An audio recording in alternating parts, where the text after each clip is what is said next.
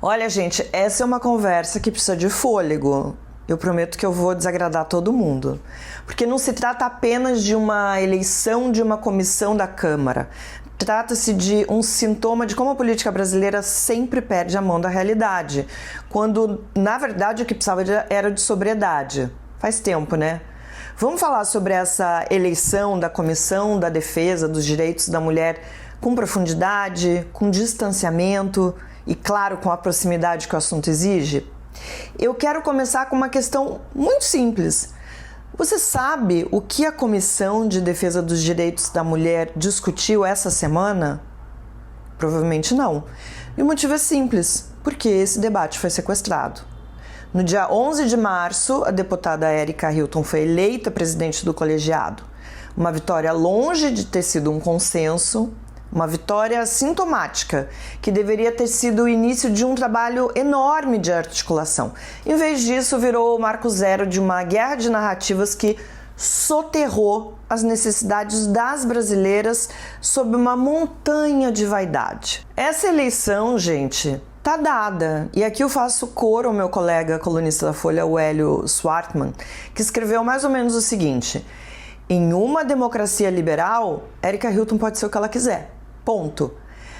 Mas a democracia tem uma contrapartida que muitos parecem esquecer: o direito à crítica. Ninguém, nem mesmo quem carrega o peso de representar minorias, está acima do escrutínio público ou do dissenso. O problema é que, no minuto seguinte à posse, essa sobriedade foi jogada pela janela. Em vez de estender a mão às parlamentares, à sociedade, sim, eu sei, a deputada foi atacada de diversas formas, várias vezes, continua sendo atacada. Mas a Erika preferiu ir para o combate. Num comunicado que parecia um manifesto de guerra, ela mesma virou uma metralhadora de agressões. Usou termos como imbecis, fez referências irônicas a mulheres biológicas e chamou quem criticava sua nomeação de esgoto da sociedade. E chamou mulheres de cadelas. Cadelas foi a forma que Jair Bolsonaro se referiu a mulheres de esquerda. O que a gente acha do Jair Bolsonaro falar isso? Pois é um horror. Eu tenho vontade de xingar mulheres de quem eu discordo o tempo todo.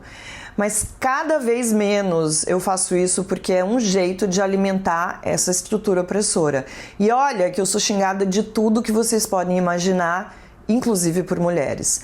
Mas eu escolho estar aqui para falar sobre desigualdade, direitos, violência e defender até aquelas mulheres com quem eu não tomaria nenhum café. Então, quando você preside uma comissão que deveria proteger todas as mulheres, usar termos que ridicularizam a biologia feminina para atacar adversárias não é só falta de liturgia, é um erro de cálculo monumental. Mesmo que a Erika tenha sido atacada, diminuída, estar nesse espaço público foi uma escolha dela. Enfrentar a violência com mais violência, gente, não me parece uma coisa muito inteligente. O que a Erika Hilton, seus apoiadores e parte da esquerda se recusa a ver é que o descontentamento com a sua eleição não vem apenas da extrema-direita raivosa. Basta, gente, sair um pouquinho da bolha. Aliás, pode ficar na bolha do X do Instagram para ler os comentários nos perfis de políticos progressistas, veículos abertamente apoiadores de políticos de esquerda. O que se vê é uma legião de mulheres feministas históricas, eleitoras de esquerda, militantes de base que discordam da escolha da deputada para a Comissão das Mulheres. Eu vi uma pesquisa feita pela Real Time Big Data e a notícia não é boa para quem acha que o descontentamento é coisa de gente reaça. 84% dos brasileiros são contra a eleição da Erika. Foi um levantamento feito com 1.200 pessoas. Eu vou ler um comentário que não tem absolutamente nada de grosseiro, é uma crítica e um lamento. Ela fala o seguinte: eu lutei a vida toda pelo direito de ser reconhecida como mulher em uma sociedade que me apaga.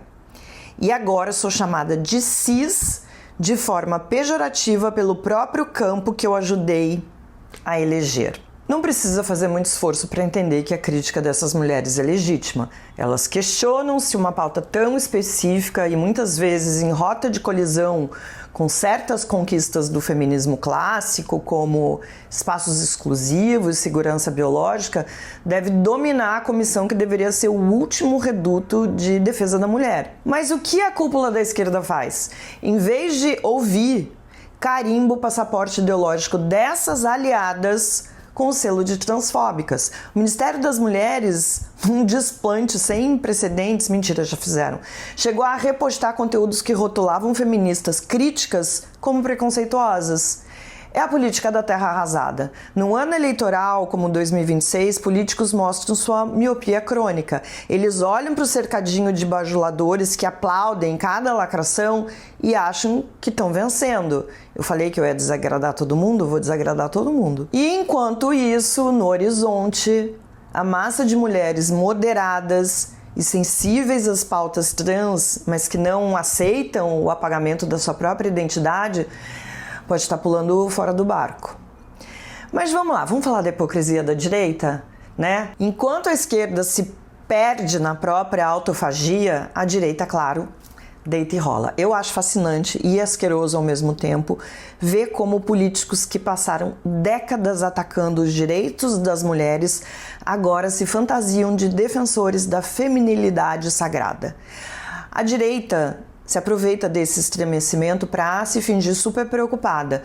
O exemplo máximo foi o episódio grotesco na Lesp, onde uma deputada bolsonarista passou tinta no rosto para dizer que se não entende a dor dos negros, a Érica, ela não entende, a Érica não pode entender a dor das mulheres. É um teatro de quinta categoria que só ganha atração porque o outro lado, a esquerda, deixou um vácuo de sobriedade gigantesco. Vamos refrescar a memória sobre essa preocupação da direita com as mulheres, só para a gente não se perder. Agressões verbais. Onde é que estava a defesa das mulheres quando Jair Bolsonaro disse a uma colega deputada que ela não merecia ser estuprada porque ela era feia? E foi endossado pelos seguidores. Cortes no orçamento. Foi essa mesma base que durante anos passou a tesoura nos recursos, por exemplo, para a Casa da Mulher Brasileira e para o combate à violência doméstica. Agora eles estão preocupados. Ataques à saúde. É a direita que tenta sistematicamente dificultar o aborto legal até em casos de estupro, revitimizando meninas e mulheres em situações de vulnerabilidade extrema. E não vamos esquecer da misoginia estrutural, porque eles são os alicerces. São eles que ridicularizam a paridade salarial, por exemplo, e tratam as pautas como a licença maternidade como custo Brasil. A direita não se importa com as mulheres. Eles se importam em usar a biologia feminina agora como uma arma contra a agenda trans. E a esquerda, ao cair nessa pilha e atacar as feministas dissidentes, está entregando ao ouro de bandeja para essa gente. Agora eu quero falar de uma outra coisa que tem ainda um grupo imenso que não aparece nas estatísticas nem nos comentários. As mulheres que têm medo de falar. Medo de dizer que se sentem desconfortáveis, medo de questionar a presença de uma mulher trans na presidência da comissão e serem canceladas, demitidas ou atacadas em massa por uma militância que age como uma polícia do pensamento. Esse silêncio não é consentimento, pode ser um ressentimento guardado, e ressentimento na política costuma cobrar a conta nas urnas. Ao colar o crachá de histéricas, raivosas, em quem ousa divergir, a esquerda repete o comportamento machista que sempre jurou combater.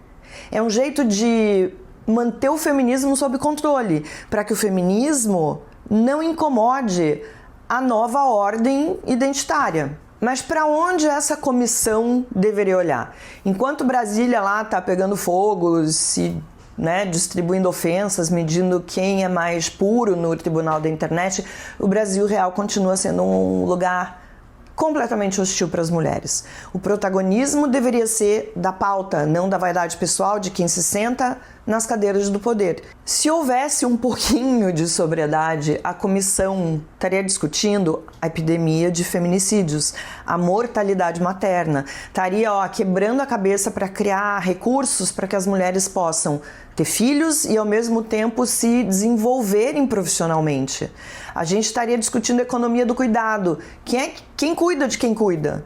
As mulheres brasileiras estão exaustas, acumulando jornadas triplas, sem apoio estatal. A gente não pode se esquecer. A pauta é a mulher que apanha, a mulher que ganha menos, a mulher que não tem vaga na creche para o filho, a mulher que sofre violência obstétrica, que sofre violência doméstica.